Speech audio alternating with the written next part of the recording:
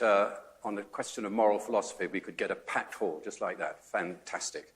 And we're very, very pleased to welcome Sam Harris, who's just flown in from America, and Giles Fraser. I want to remind you that one of the key aspects of intelligence squared debates generally, and this debate in particular, is the scope to change your mind and to be open to evidence. It's true of both Sam and Giles that they have both, at some stage in their lives, changed their mind from what you would have perhaps expected them to be. That's to say, Sam, you may not know this, but was a Buddhist and Hindu meditator at one stage, not perhaps what you would expect now, although I'm sure he will be able to trace a linear development between his present position and those. Giles was a left-wing socialist who, on the basis of evidence that he saw, made some peace with the marketplace.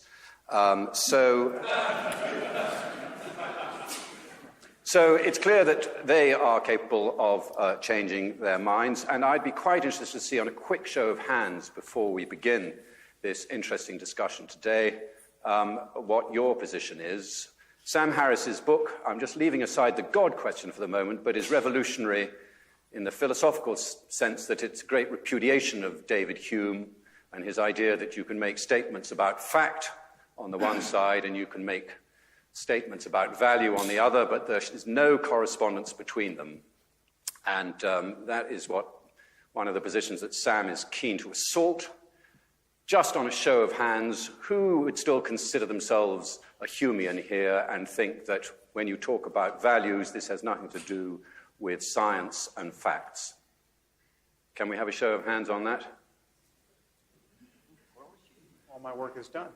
I think it's probably time to go home. Well, we'll see. Now, let me just explain to you very quickly how tonight's going to work. Sam is going to talk for about 20 to 25 minutes. Then Giles is going to give a brief rejoinder, both from the podium. Then they're going to talk together with Giles interrogating Sam about some of his views and him responding. We trust that not too much agreement will prevail between them. And then we're going to throw it open to you, and we'll take your questions, and you can put them to either or both of the speakers. So could you now please give a big hand to Sam, who's going to kick off.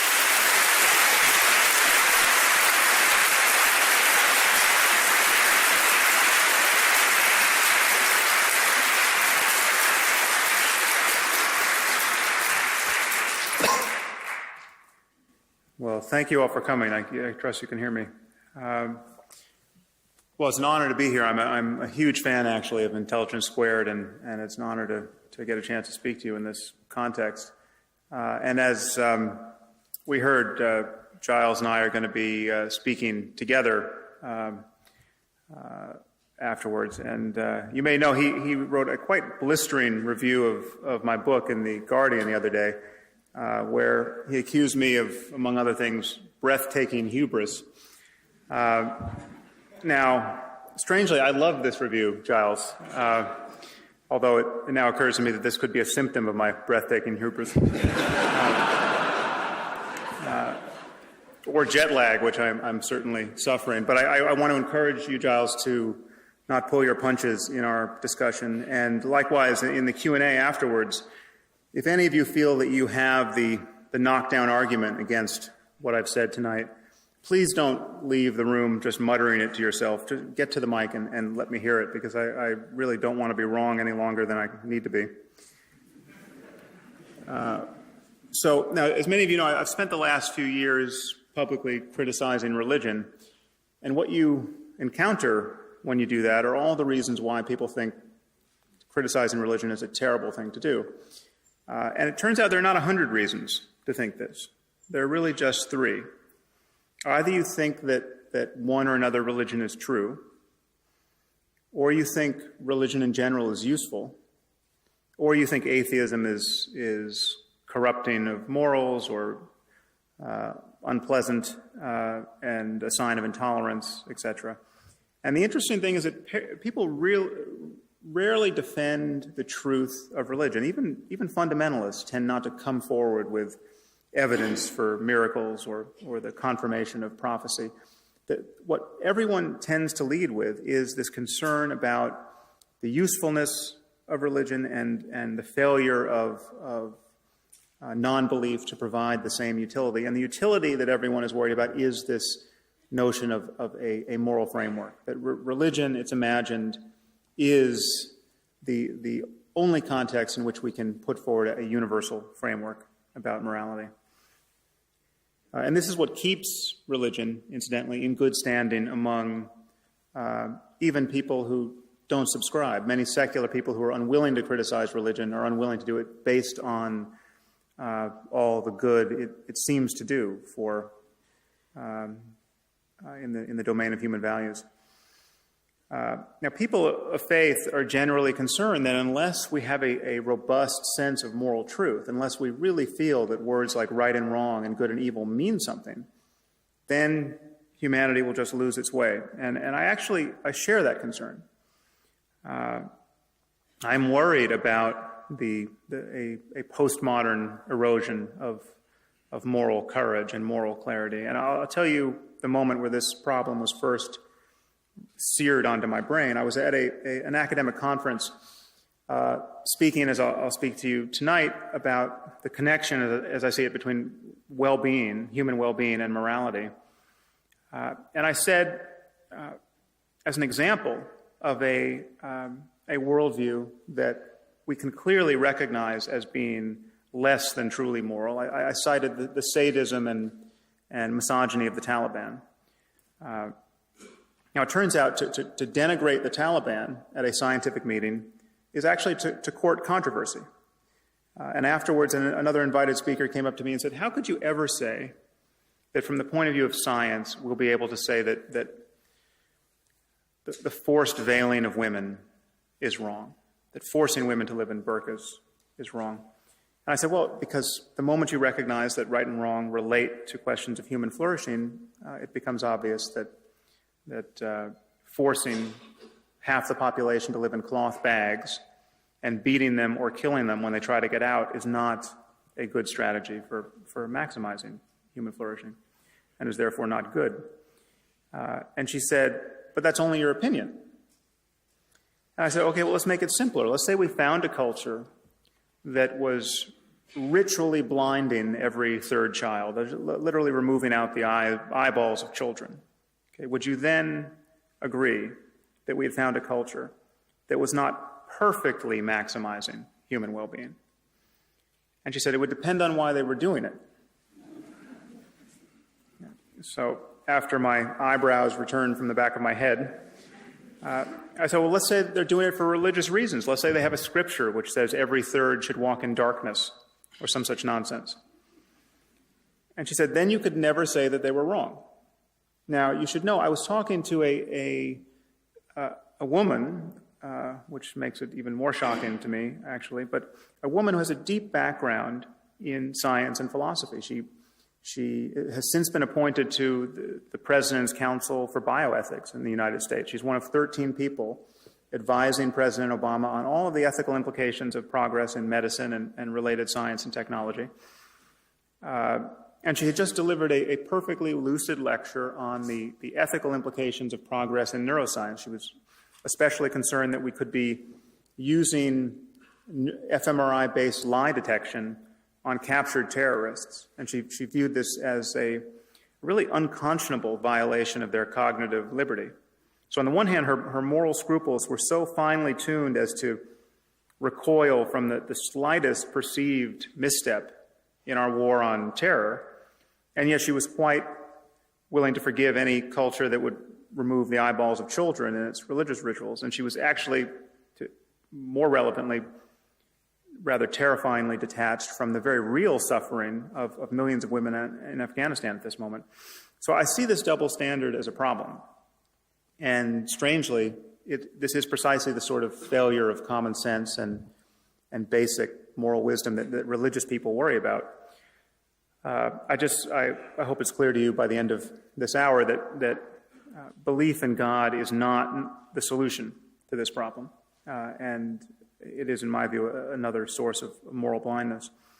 So how do we find ourselves in this situation? How do we find ourselves with religious dogmatists and the majority of secular intellectuals agreeing about the limits of science. Well, it is widely believed that we have these two quantities in this universe. We have facts on the one hand, and clearly science is the domain in which we can talk most rigorously about those. And then we have values on the other, and it's widely believed science can say nothing about these.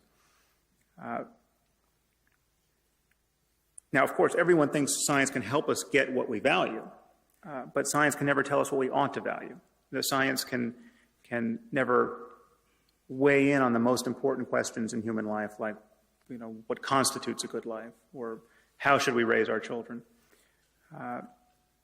It's thought, and this I think is based on a misconstrual of the boundaries of science. It's thought that science, from the point of view of science, we look out at the universe and we just see patterns of events. We just see one thing following the next.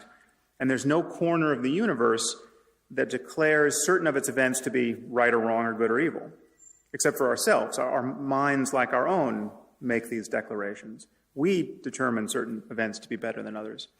But it seems that we're merely foisting our own preferences and desires and moral judgments onto a reality that is intrinsically value-free. And where do our notions of right and wrong and good and evil come from? They clearly are the product of evolution. They're the product of apish urges and social emotions that have been drummed into us over millions of years and then modulated by culture. So you take something like sexual jealousy, for instance. This is something that has clearly been bred into us over time.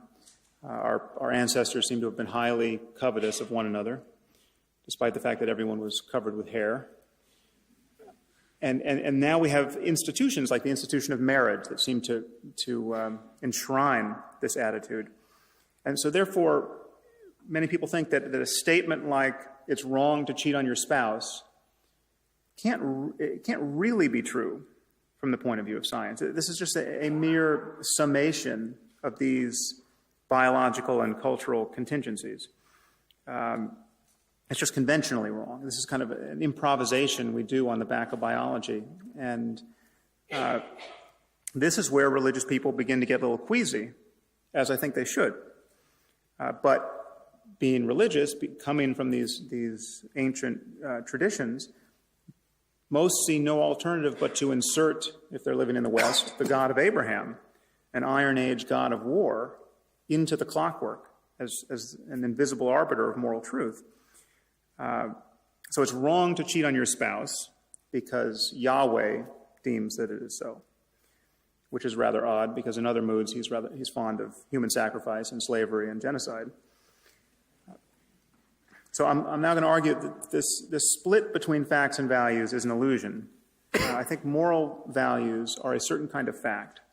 They're facts about the well-being of conscious creatures. They're facts about the kinds of experiences this universe allows for. Now, in claiming that values reduce to the well-being of conscious creatures, I've introduced two concepts, consciousness and well-being.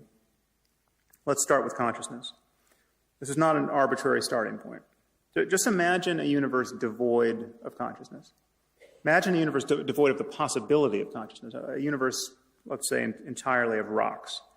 Okay, there's clearly no happiness or suffering in this universe. There's no right or wrong. This is a value-free space. For changes in the universe to matter, they have to matter, at least potentially, to some conscious system. Okay, so I take that to be axiomatic, and I can't really see how that could be controversial.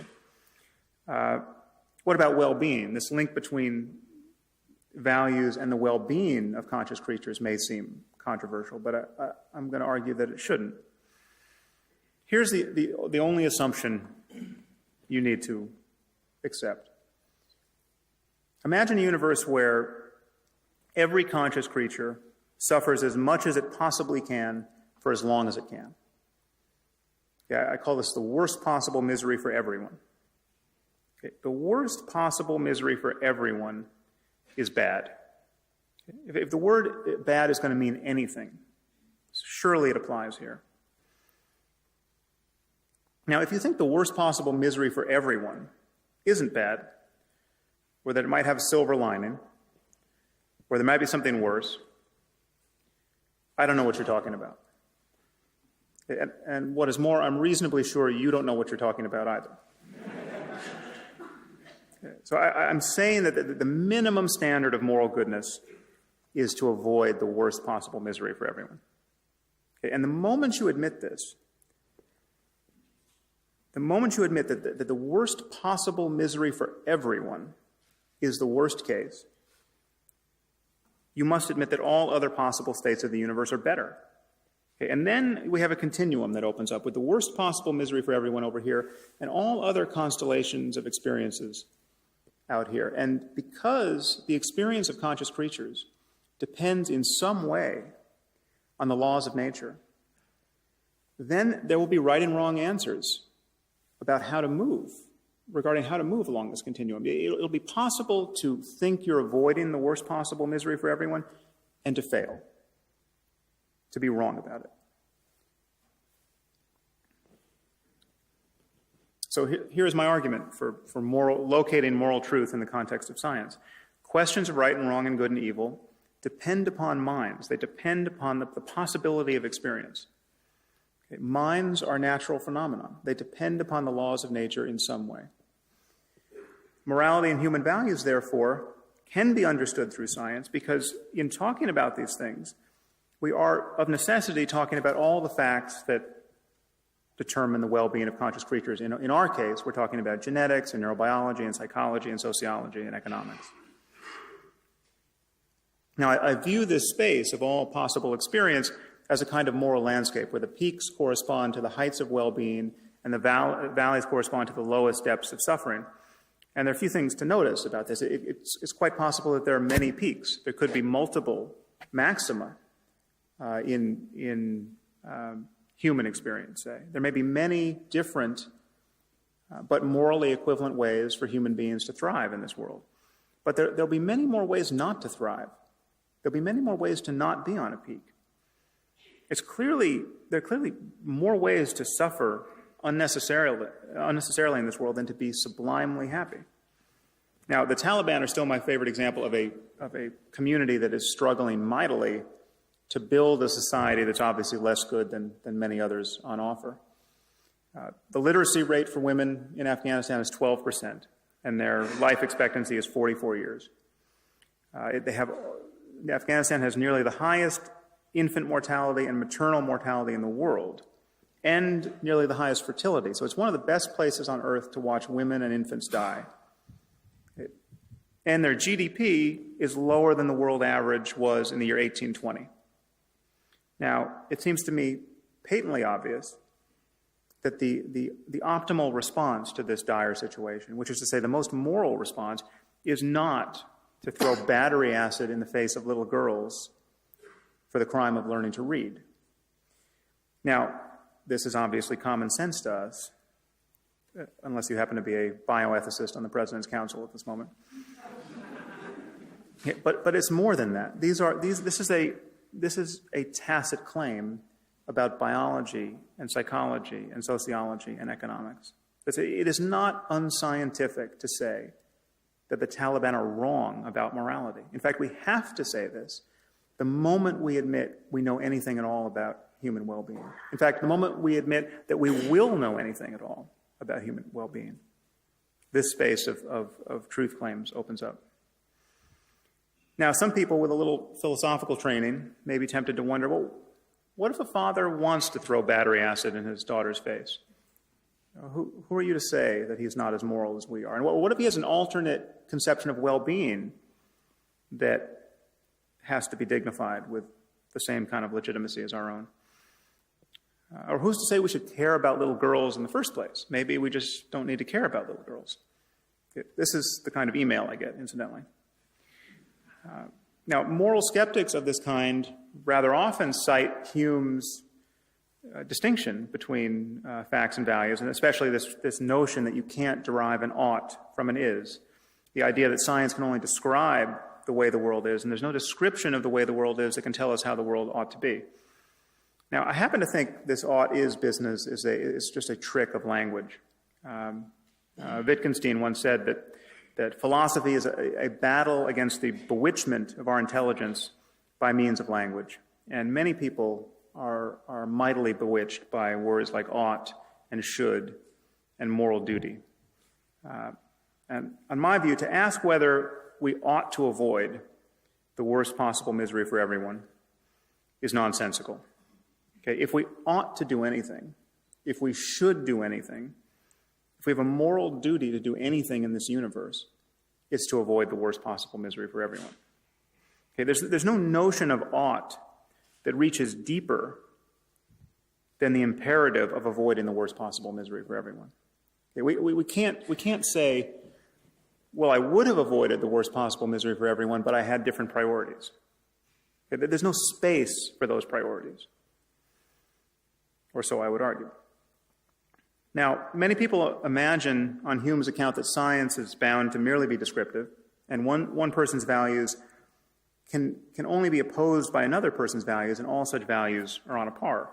Okay, but this isn't true. There are many ways for my values to be wrong. I mean, they can be wrong with respect to deeper values that I hold, or would hold if I were a deeper person. It's quite possible for me to value things that will cause me to be miserable, and those I love to be miserable in this world.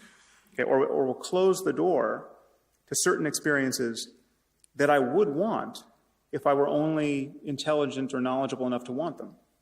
Okay, it's clearly possible for a person, or really all of us, to not know what we're missing in life. So things can be right or wrong, or good or evil, irrespective of a person's current values. Now, some of you might worry that this notion of well-being I'm using is a little too elastic and hasn't been tied down with any precision. How can a loose concept like this be the cash value of any objective understanding of human values? Well, consider by analogy the notion of physical health. Okay, physical health is a loose concept. It is very difficult to define. It used to be that to be healthy, you could expect to live to the ripe old age of 40. Our lifespan, our life expectancy has doubled in the last 150 years. What does health even mean to us? Well, it has something to do with not always vomiting, not running a fever, not being in excruciating pain. But it is genuinely difficult to define, and we can ask questions about health that may have no clear answer. Okay, how fast should a healthy person be able to run? Okay, that might not have a clear answer. That depends upon context. What's more important, strength or flexibility?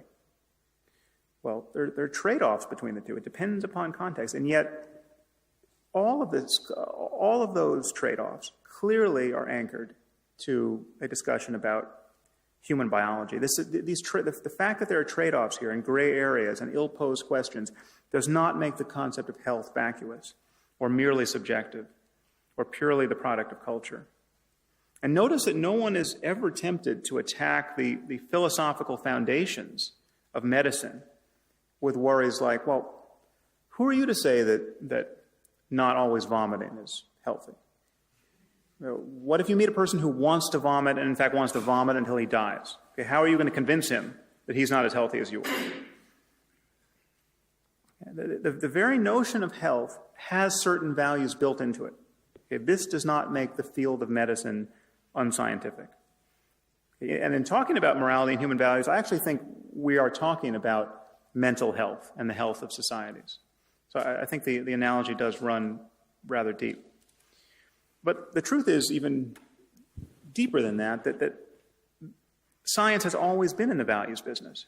You simply cannot speak about facts without embracing certain values. It's not that you can't get an ought from an is. You can't get an is without certain oughts.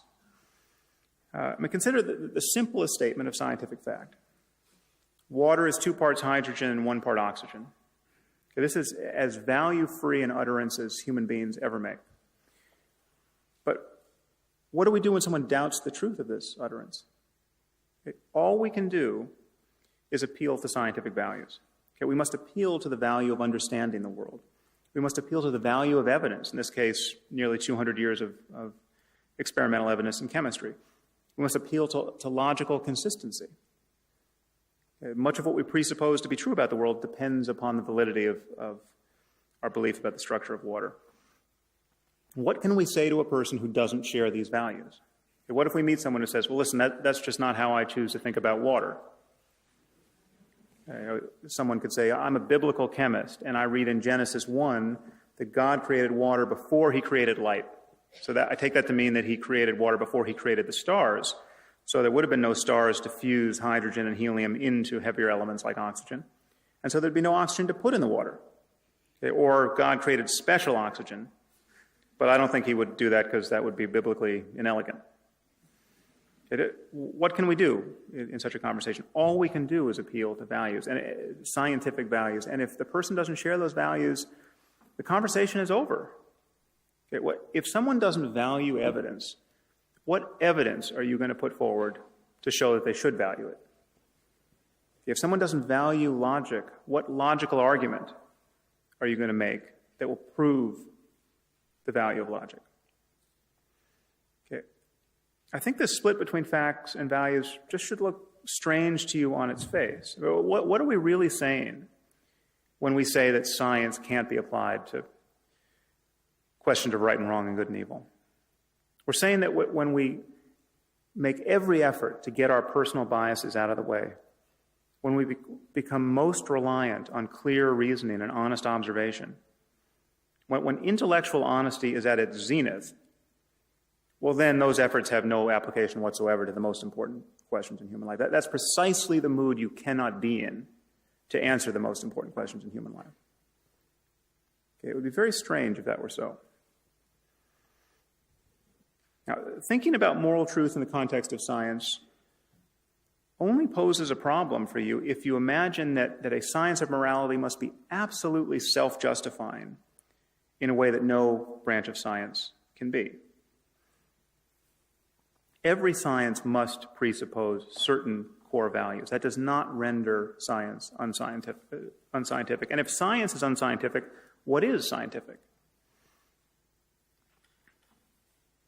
A science of morality predicated on the value of well-being would be on no weaker footing than medicine predicated on the value of health, or indeed any other branch of science predicated on the value of certain axiomatic assumptions. And just as it's possible to be cognitively closed to certain truths about the physical universe, it's possible to be closed or to harbor value judgments that close you to certain possibilities of human experience. It's possible to value the wrong things. If you think that you prefer to be neurotic and in pain and alienated from all of humanity and incapable of creative work, if you think that you would rather live in a society where millions of people suffer needlessly, there is something wrong with you. Okay, objectively wrong? Yes. Okay, in that your brain, the state of your brain prevents you from wanting or even knowing about certain higher states of consciousness. Higher with respect to what? Higher as in being further from the lowest possible state of consciousness, the worst possible misery for everyone. Is the worst possible misery for everyone really bad? Okay, again, I submit to you that we have hit philosophical bedrock with the shovel of a stupid question. Now, of course, there are many good questions that people want to ask that relate to how a science of morality could work in practice. I mean, how do you balance one person's well-being against the well-being of society? Okay, what do we do when certain values are in opposition to one another, certain obvious goods like freedom of speech versus the right to privacy, say? How can we evaluate the consequences of certain actions? Because the consequences seem to go on forever. So ask yourself, this recent tragedy in Japan with the nuclear reactor, was that good or bad?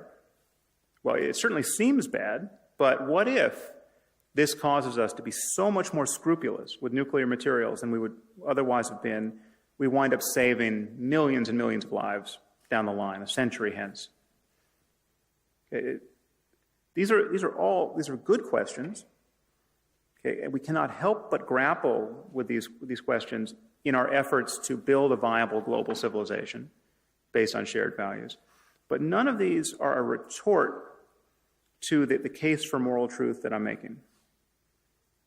Okay, in every domain that truth exists, there are an infinite number of questions that we just can't answer. Okay, so my favorite at the moment is, how many birds are in flight over the surface of the earth at this instant? It is a well-posed question. We don't know, we will never know, and in fact, it just changed. There is no scientific effort that could bring that data within reach. And yet, we know there's a simple answer. It's an integer. It's also true that certain questions about morality could be ill-posed, like certain questions about health. And they may therefore have no determinate answer. This does not mean that many or most questions in the moral sphere have no answer.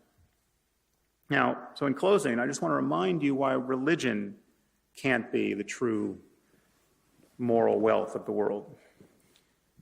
First, there's just the fact that our scriptures were written by people who, by virtue of their appearance in history, knew less about almost everything of substance that we care about. I mean, they knew less about science, they knew less about what is now basic common sense. I mean, they knew nothing about the origin of life on this planet, the mind's relationship to the brain,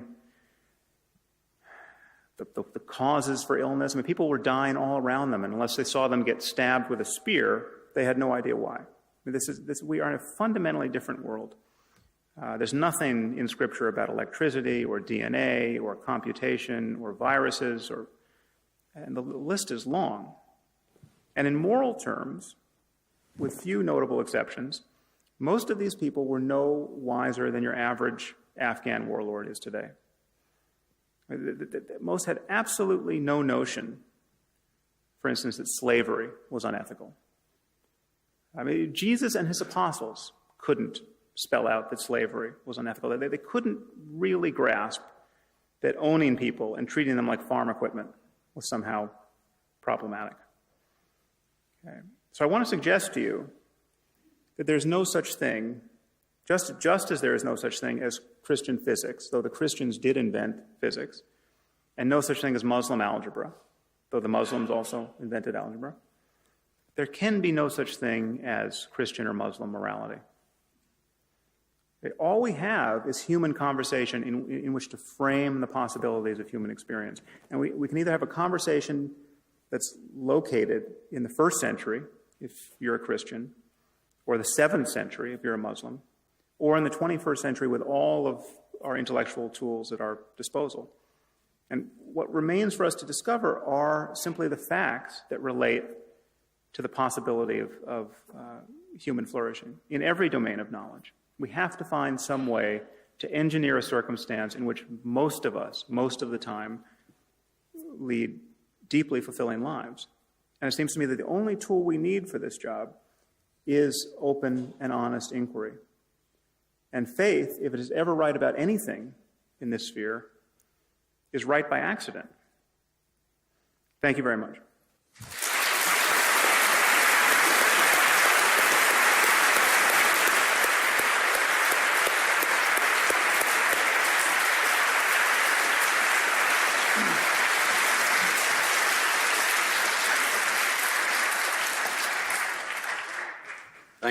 Thank you very much for that, Sam.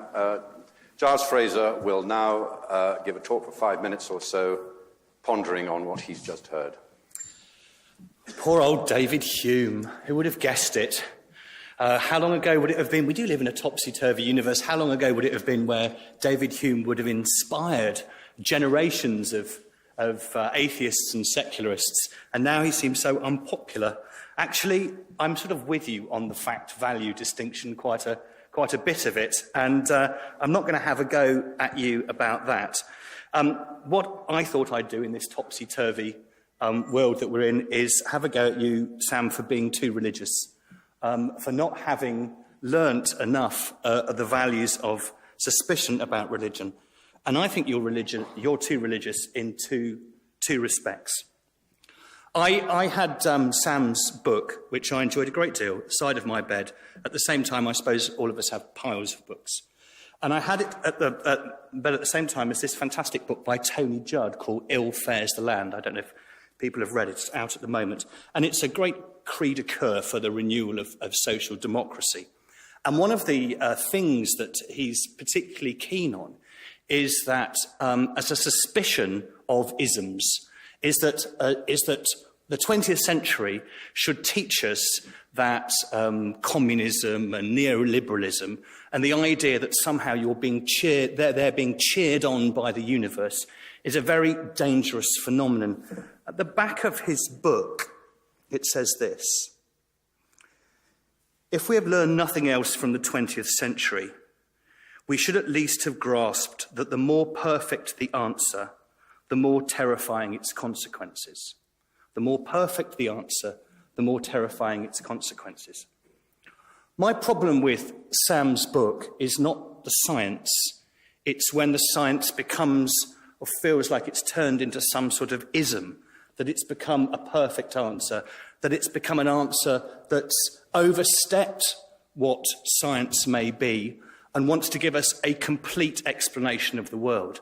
It's that complete and totalizing explanation of the world, which it's one of the reasons that religion itself has been so wicked in the past. One of the things that I was going to say up here is that one of the advantages of being a Christian and coming from a tradition where you have done so many bad things, where there is so much blood on your hands, that you develop a self-critical vigilance about one's own capacity for intellectually supporting terrible things.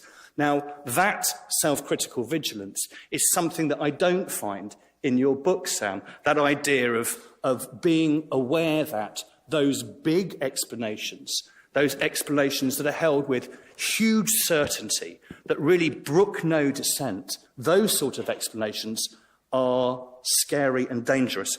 And so I said about Sam's book that really I'm more scared of Sam's book than it is that I disagree with it.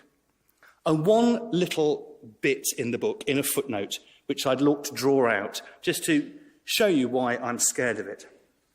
You see, the thing is, the other reason that I think Sam hasn't quite got the full extent of atheism is that I've got this suspicion that if there was proof that God existed, and let's say God was a bastard, that Sam would believe that there was such a thing as God. There is a God. I would be a believer. Let me say, if God exists and he's a bastard, I am not a believer. I am atheist, even if there is good evidence that that super being exists. I would not sacrifice. I would not bow down. But Sam says something, well, almost that he would. Now, I think you know what I'm going to talk about. I'm talking about the Nozick example here. And that in the footnote, there's this very interesting discussion of Nozick. And I'm just going to read to you a bit about that Sam writes. Nozick asks if it would be ethical for our species to be sacrificed for the unimaginably vast happiness of some super beings. Super beings, I'm going to read as another way of talking about God. Would it be ethical for our species to be sacrificed to the unimaginably vast happiness of some super beings? Provided that we take time to really imagine the details, which is not easy, I think the answer is clearly yes. Now, that's what worries me about this. What worries me about this sort of philosophy is that Sam is saying that if there was some super being and that our happiness and that super being's happiness was made great by our sacrifice, then that's what should happen. I say no to all of that. I don't think Sam has learnt properly the lessons of atheism, that there needs to be greater self-critical vigilance, why religion is wrong. I would not bow down to this super being, even if he or she existed. Sam, I don't think you're a good enough atheist.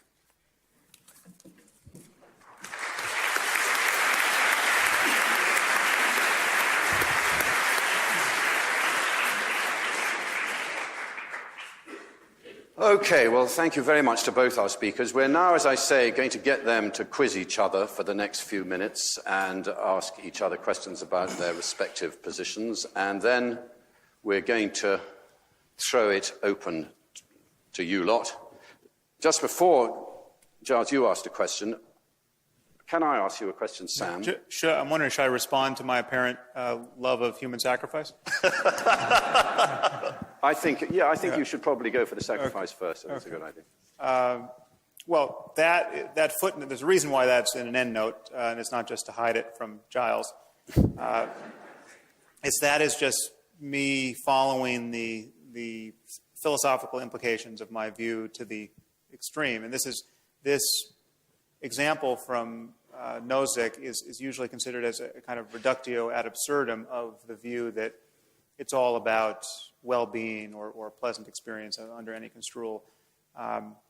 But what I maintain is that I'm certainly not saying that we would all enthusiastically offer ourselves to these beings, and nor am I even slightly suggesting that there's any reason to believe that such beings exist. But I'm just, it seems to me to be true. And again, I say this is very difficult to imagine in detail, but it seems to me true, and our morality is tacitly predicated on this being true, that if there's something that stands in relation to us, the way we stand in relation to cockroaches, that something's more important than we are. If we are more important than cockroaches. Now, I just own the moral implications of that. I think we are much more important than cockroaches.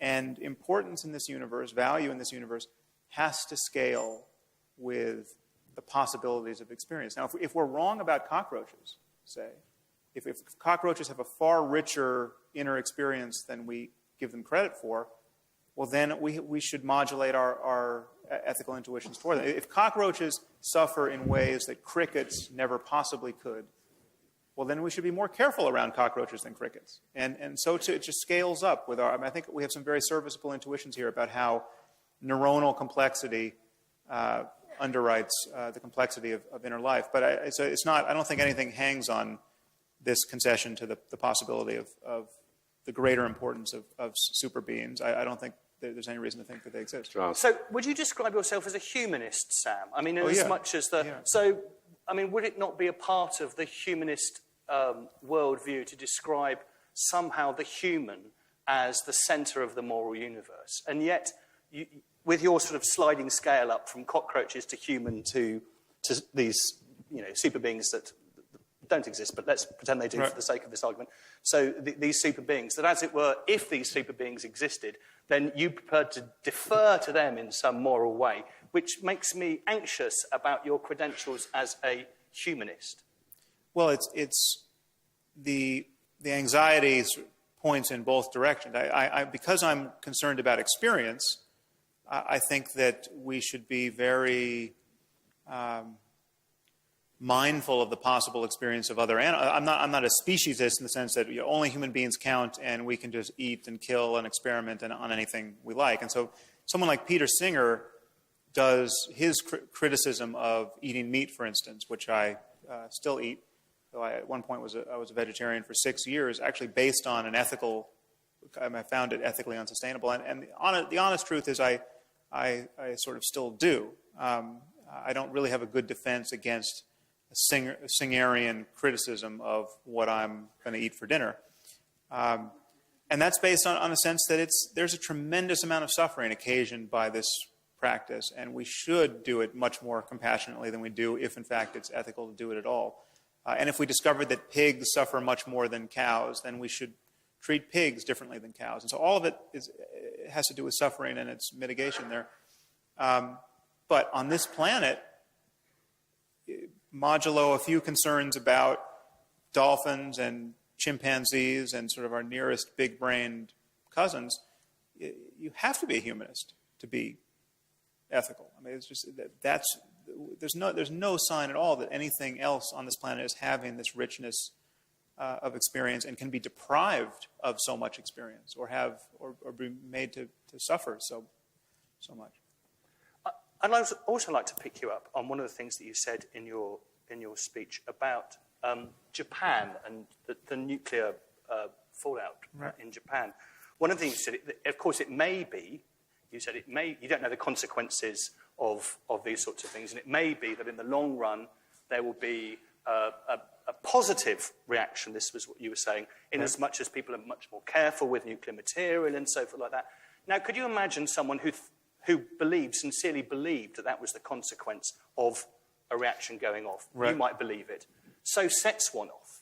Right. And sets one off and calls it moral because its consequences are, as it were, for the greatest happiness of the greatest number. Now, I mean, as you know, the problem with utilitarianism is often, or some version of that consequentialism, is often that you might get people to do what most of us would feel to be pretty awful things in the belief that it may have fantastic consequences.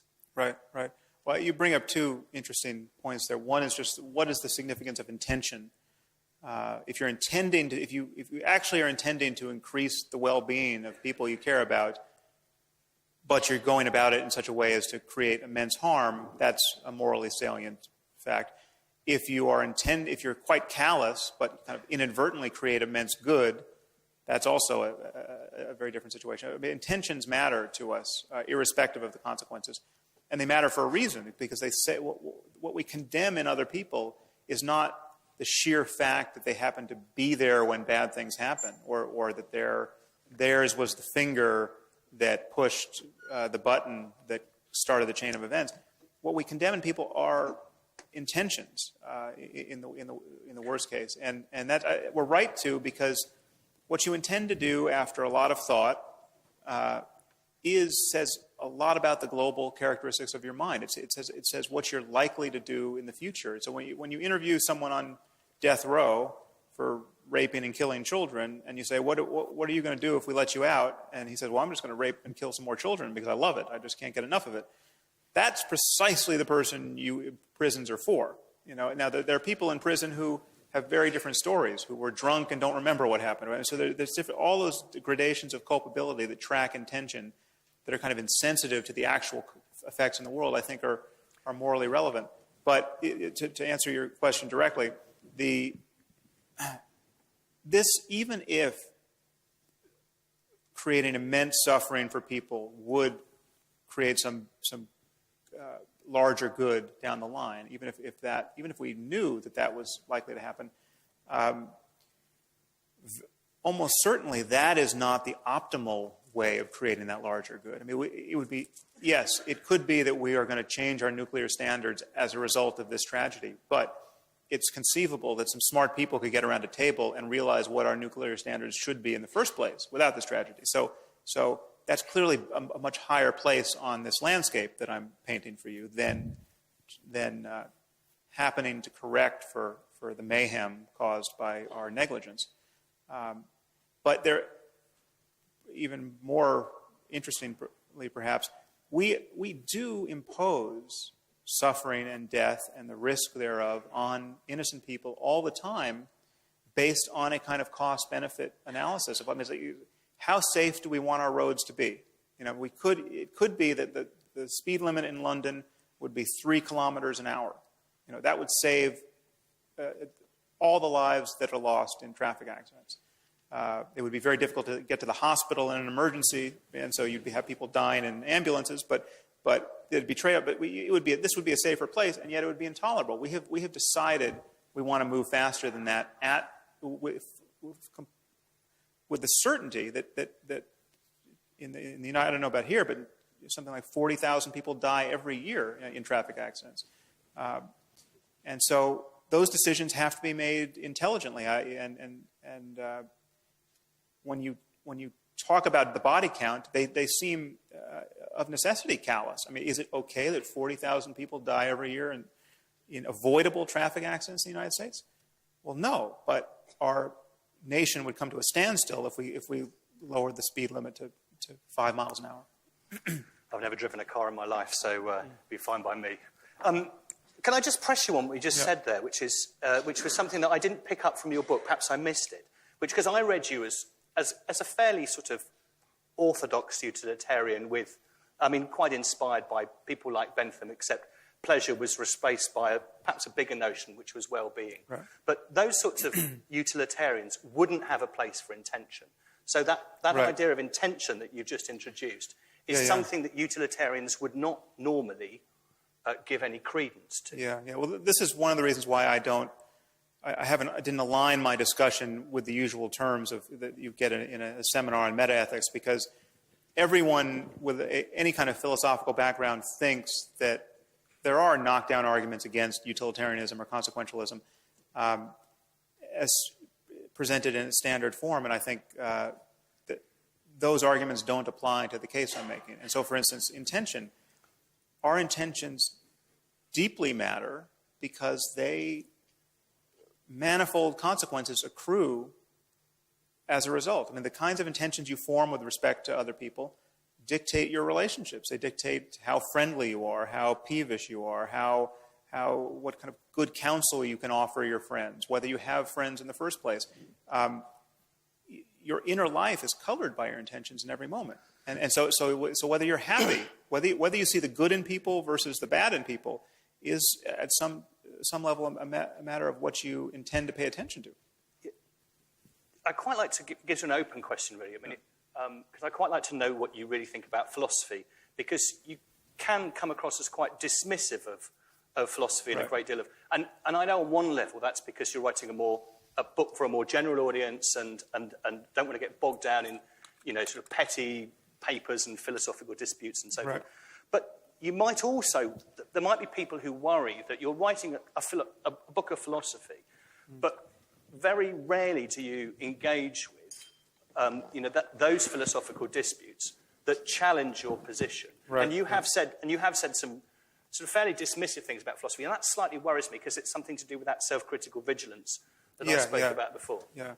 Well, that's been controversial among philosophers. There are two reasons. One is I genuinely think that many of these concepts and threads that we've had to follow over the centuries in the discussion of morality, I think they're confused and they generate unnecessary confusion. To start every discussion about moral truth with a discussion of consequentialism on the one hand and deontology on the other, and Aristotle's virtue ethics on another, and then you have to talk about Kant.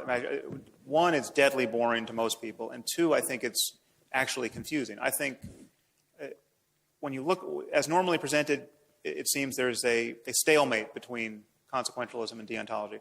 I don't think there is. I think deontologists are covert consequentialists, even when they say they're not. I mean, the only reason why Kant's categorical imperative makes any sense at all is because it has good consequences, and if it had reliably bad consequences, it would not count as an ethical maxim. But not getting involved in that, in the fight with the philosophers. Well, I have subsequently, to nobody's pleasure, but yeah, I decided to write something that I thought was both true and useful, and one of the criterion for being useful would be something that was readable, and I just find the language of metaethics is problematic. It's not that I don't like to read it; I like to read it, but I did say that every use of this terminology increases the amount of boredom in the universe, and that's come back at me. I mean, you're not ducking a fight with the big boys and girls. Not at all. Because I've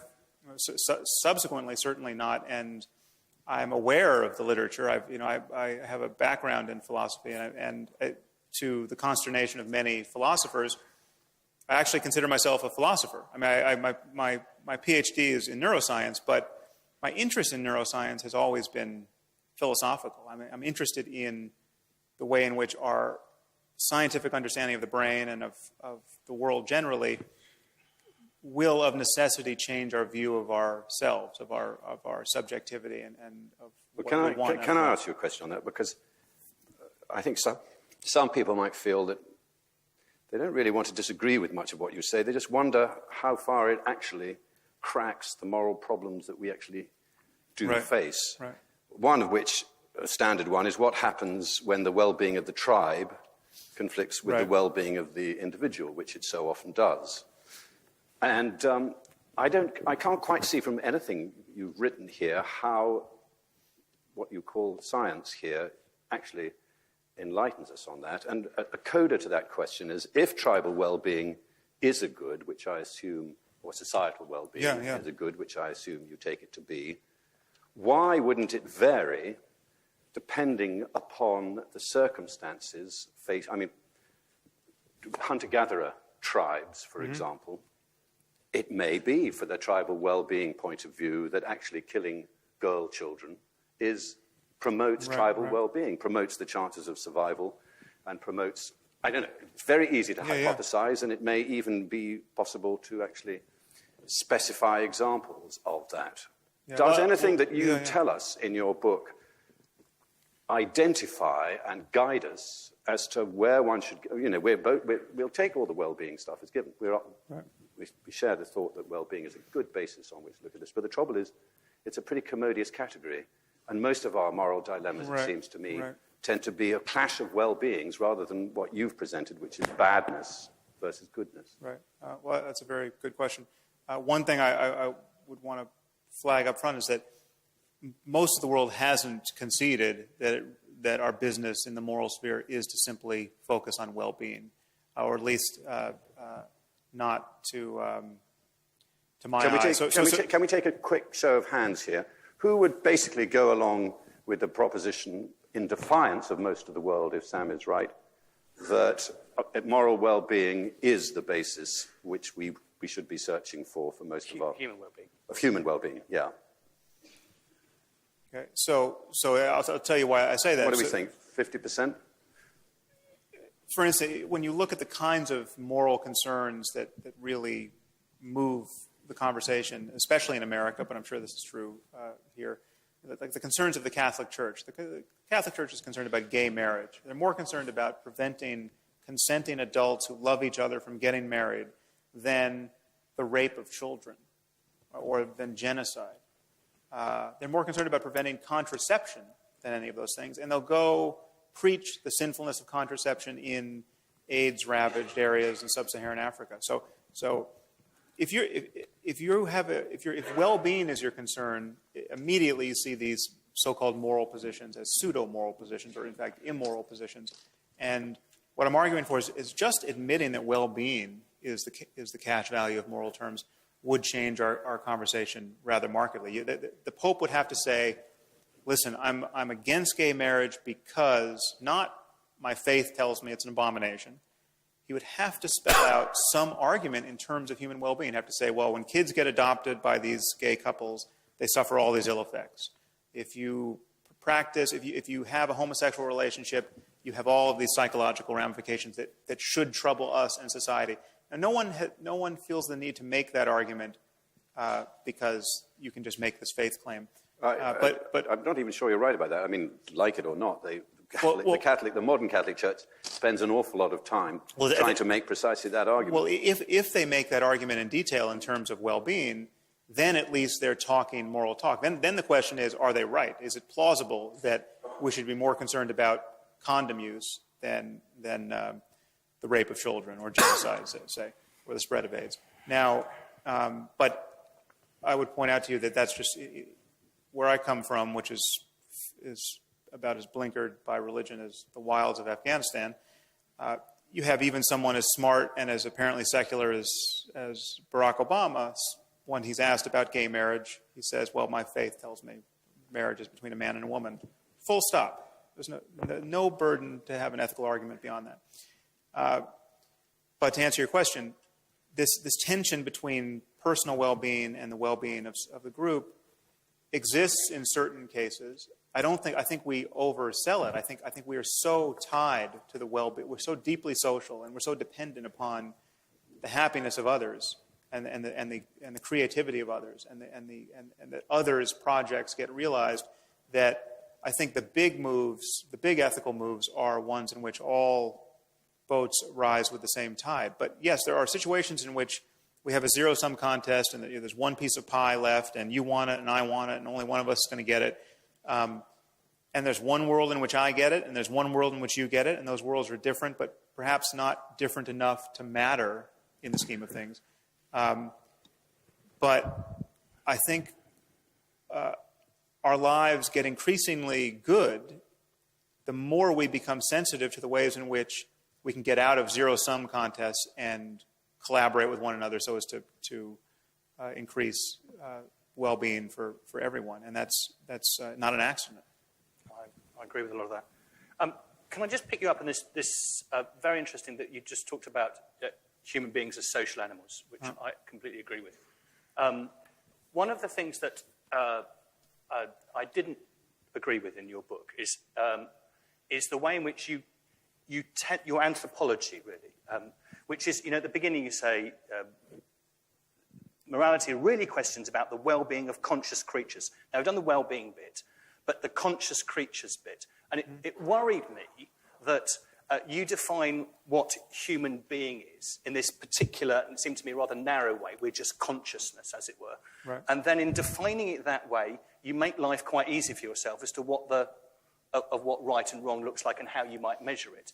Now, lots of people start in other places when they're defining what it is to be a human being, not just something that could be a brain in a vat, but we are social creatures, language-using creatures. We're people that have bodies that move around the world and interact with people and all this sort of stuff. Right. And so if you start with, I just wanted you to start with a more complex anthropology. I wanted to start with, this isn't about religion, it's just the way in which Shakespeare might describe what it is to be a human being, rich and diverse and complicated, and it's that complexity which leads on to an acknowledgement of moral complexity. Now, my anxiety about the book is it started not with human complexity, but with a real simplicity, consciousness, and then managed to go and make the moral questions very easy because you'd started with, for me, an attenuated view of what it is to be a human being. If you understand, that's my anxiety. So you sort of bring in social, as you just did, but actually is that a bit slipping it in the back door? Because what you really think, it seems to me, the essence of humanity is, and you say it quite a lot, is consciousness. Well, I think it's the essence of there being anything at all to care about and anyone to care. It's just either the lights are on or they're not in some sense. And my use of the phrase conscious creatures is not to diminish the color of humanity, is to extend moral concern to any other creature that could enjoy consciousness to the degree that it can. So if we tomorrow build computers that we have every reason to believe are conscious, all of a sudden we've got an ethical connection to them, and we can make them suffer, and we can terrorize them in ways that we shouldn't want to do. And it's completely it's an intelligible prospect that we could build a computer that could suffer more than any human being or animal ever could. That would be a bad thing to do, in my view. So consciousness is, but then if you discovered, oh, sorry, we had that wrong, turns out that computer's not conscious, then all the ethical concern goes away. It's just a hunk of metal, again, on my view. But no, I'm not diminishing the multifariousness of human experience. And to speak to your opening concern, the idea that science is an ism, that is kind of this all too... Well, not necessarily an ism, but I was more saying your science. Yeah, no, but my science... Can I just, with respect to the multifariousness of human experience, there it all is. Yeah. And so I think we'll interrupt this at least momentarily. It might get back to the... Sure. To take any questions that you might have on the floor here. I'm going to take sort of 2 or 3 at a time, and then Sam and Giles, if you take them. Starting with this gentleman in the check shirt there. If you would just give us your name and grab the mic first, and then we got. Can you hear me? And then that gentleman in the far corner over there. Simple question. Can't hear. Sorry. Can you hear me now? Yeah. One question. What is the scientifically demonstrable fact that tells me I ought to value human well-being? Well, that's a biggie, so we'll take that one. That is in articulating that concern, as I tried to show in my opening, you have put the bar at a level that no other branch of science can clear. So if you think that a science of morality must meet an epistemological test that physics and chemistry and medicine can't meet, then that's a double standard that I think is intellectually unjustified and unsustainable. And I see no reason to do that. In fact, I think the value of avoiding the worst possible misery for everyone, which is again, I think the only assumption I need you to grant for me to have this space of possible experience open up, is more fundamental than the value of understanding the universe, than the value of being logical. I think it's actually, if you're going to give me a choice between knowing a certain fact in physics and plunging into the worst possible misery for everyone, I'm going to say, well, yeah, there's certain physical facts it's rational to not to want to know. So while I cannot give you a scientific reason to want to avoid the worst possible misery for everyone, once you grant the reasonableness of that, which again I think is even more reasonable than reason itself, then a scientific understanding of human consciousness would give you subsidiary values. We could ask the question, well, how important is compassion in human life, and how can we best teach children to be compassionate? That's a question about cognitive neuroscience. I mean, that is the more you know about the brain basis of compassion and the genes that underwrite a proclivity to it, and the cultural institutions that manufacture it. Then you're talking the game of scientific detail. Again, telling you, if there's a trade-off between compassion and bureaucratic efficiency, how do we balance those two things? Well, there is a right answer. It's fantastically complex, but there is going to be a right answer, or a number of right answers and many, many wrong answers. Are you happy with that? Okay, more questions, please. Okay, we've got one gentleman over there, and then anyone upstairs yet? No. All right, and then behind him, about 20 rows down there. All right. Hi. I would agree with Sam that the big moves are, there's obviously some people plain don't agree that well-being is the foundation of morality, and that's where this book's been so helpful. But if we were to be able to get everyone to agree that well-being is the key here, is it possible that there is then space for moral relativism, in that someone could just be intending to increase well-being but failing very badly, but as long as their intentions were good, they are not, you couldn't condemn them morally? Well, actually, I thought you were going to ask something slightly different, which seems relevant there. It could seem that there's a space of relativism that opens up if you grant that well-being is so multifaceted and we have so many different proclivities that some people just love music so much more than I love music, that being a musician is predicated on, their well-being is predicated on that, whereas someone else is really into sports, say. So how are we ever going to balance music versus sports in this space? Now, those are the kinds of things that we may never totally sort out. They're clearly answers to, the reason why someone likes music, that's a fact about their brain. I'm very unmusical. I'm aware of not knowing what I'm missing. I have a sense of what I'm missing, and I sense that it's good. It would be possible for me to be self-deceived and think, well, everyone's just faking. They just don't really like this stuff. And what I'm arguing in my book is that there are many people walking around with that kind of moral attitude, and they're wrong, and we can say they're wrong. Because there really is something to music, and you need a certain genome and brain to appreciate it. The interesting piece is that if you imagine being able to change the human brain, which at some point is coming, very likely, then you can ask the question, is it good to change the human brain in certain ways? And that standard of goodness has to float free of any one individual's sense of what's good. That is, you have to find a space of right answers beyond what we all happen to agree on. And that's why I think my moral landscape analogy is useful, because I think there are places on this landscape of possible experience which could be higher than in terms of well-being than anything we are likely to find.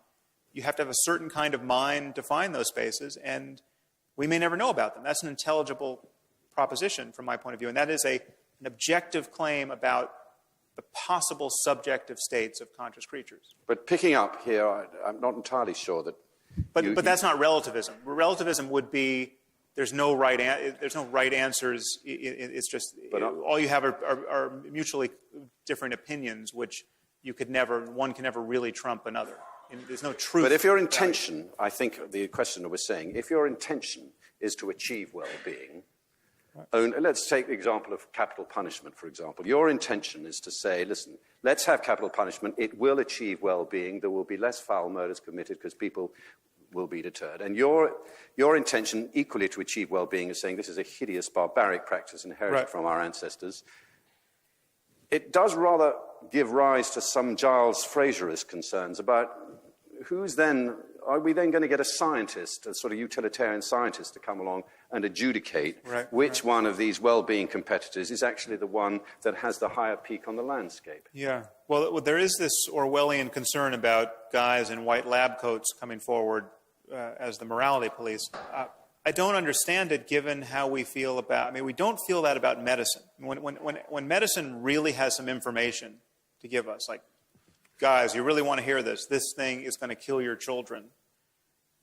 We are desperate for the information. We're not standing back thinking, well, there's a little something Orwellian about the uncompromising stance of medicine on this subject. And if psychology came forward with a really robust and deep understanding of how to raise happier children, what parent isn't going to want to know it? And that immediately intrudes on the space of morality. And I just realized that I forgot to answer the core of your very interesting question about what do we make of the fact that there are certain contexts in which barbaric actions may be necessary for survival or in fact, viewed as morally good. It's something I actually do discuss in my book. If you imagine, the landscape could be such that you might have to descend in order to reach a higher place. And there's an economist, a very interesting economist, Samuel Bowles, who's looked at altruism in evolutionary landscapes and argued somewhat persuasively that altruism was only possible in evolutionary terms. It could only have evolved in social primates like ourselves in a context of rather incessant outgroup tribal violence. Now, if that's true, let's just stipulate that that's true, and let's stipulate that altruism is one of the most important moral attitudes we're ever going to get, and is the thing that is going to take us higher on the moral landscape. Well, then, okay, it may have been true that 500,000 years ago we really did have to descend into some trough of internecine horror in order to climb up towards civilization. I don't know if that's true, but it's possible, and that's... Sam, when you talk about music, I'm really interested in just following up on music and your comfort zone. Could you have written a book, or could someone write a book, that the subtitle of which is Can Science Determine Aesthetic Values? Where science can tell you, objectively, that Bach is better than Beethoven or the Rolling Stones. I mean, if the fact-value distinction goes, then presumably that sort of book is also possible.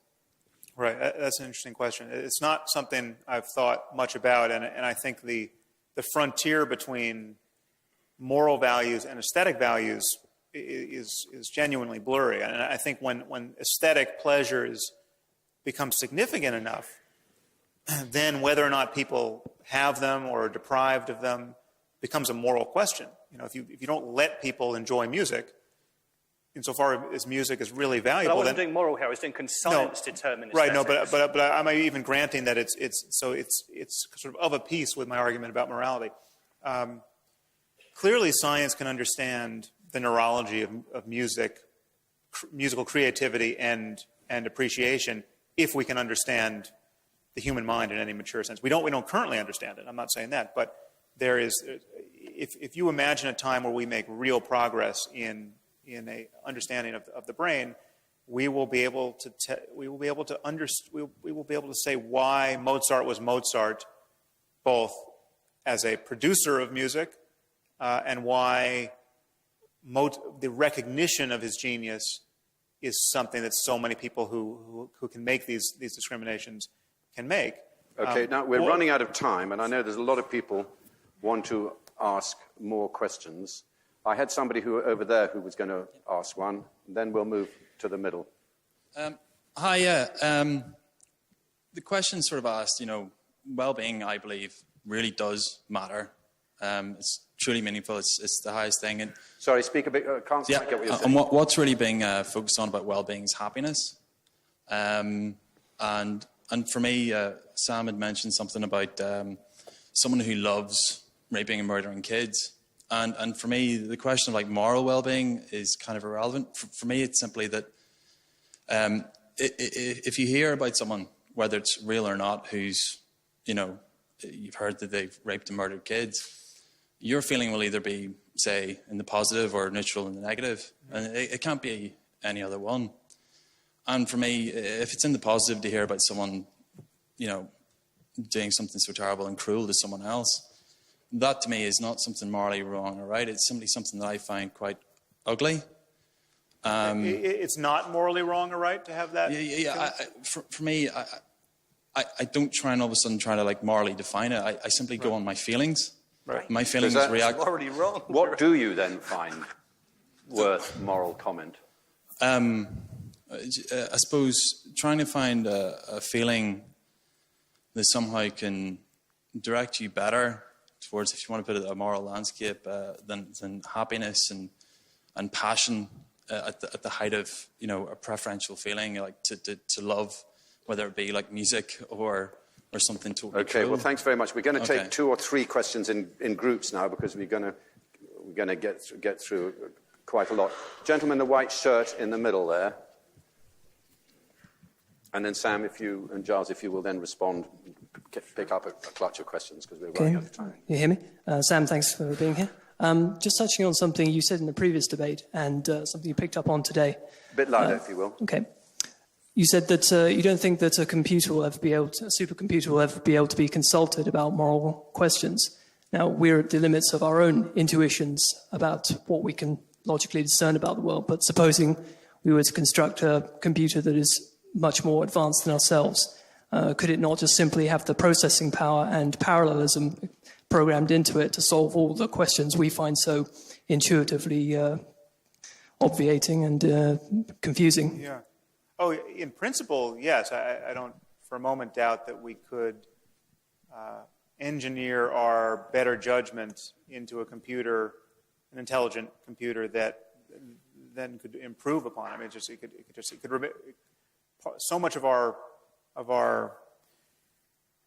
so many of our moral failures are the result of self-deception born of just not paying attention to everything or forgetting morally salient details in a self-serving way. And we could create a system that made that impossible. Now the question is that a good thing or not? It's good based on what the consequences. Maybe there's certain kinds of self-deception that actually are important in terms of safeguarding well-being. I happen to be, for the most part, against self-deception. But no, I don't see any reason why a computer couldn't be wiser than we are. It doesn't seem realistic in any reasonable time frame.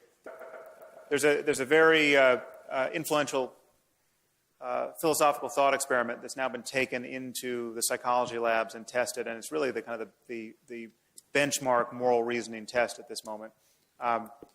You're asked to imagine a trolley coming down the track, a runaway trolley coming down the tracks. There are 5 workmen working on the tracks that will be killed if you do nothing, but you stand at a switch and you can divert the trolley onto another track where there's only 1 workman who will be killed if you divert it.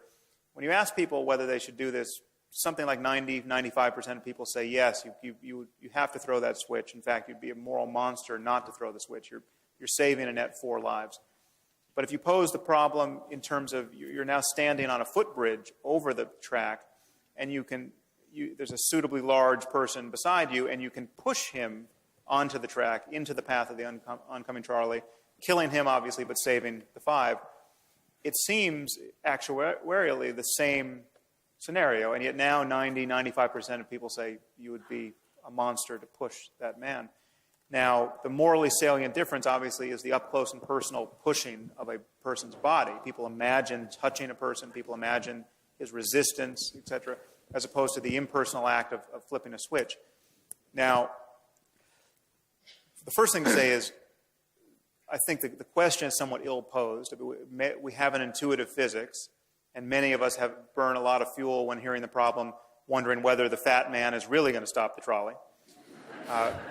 But even if you design a scenario where that disappears, what you're left with is this sense that the situations aren't actually identical, because it just may be that pushing someone up close and personal affects you in a way that flipping a switch doesn't, and there's no way to correct for that effect, say. And the converse of this is actually hugely consequential in the way we wage war. I mean, we now wage war in such a way as it's all just flipping switches. You can be thousands of miles away from the people you're annihilating, and that allows us to do things which we probably couldn't do up close and personal, or it would take a different kind of person to do it. And this is an example I use, if not in that book, in one of my books. When you hear that your grandfather flew bombing missions over Dresden, that's one thing. When you hear that your grandfather killed a woman and her 5 children with a shovel,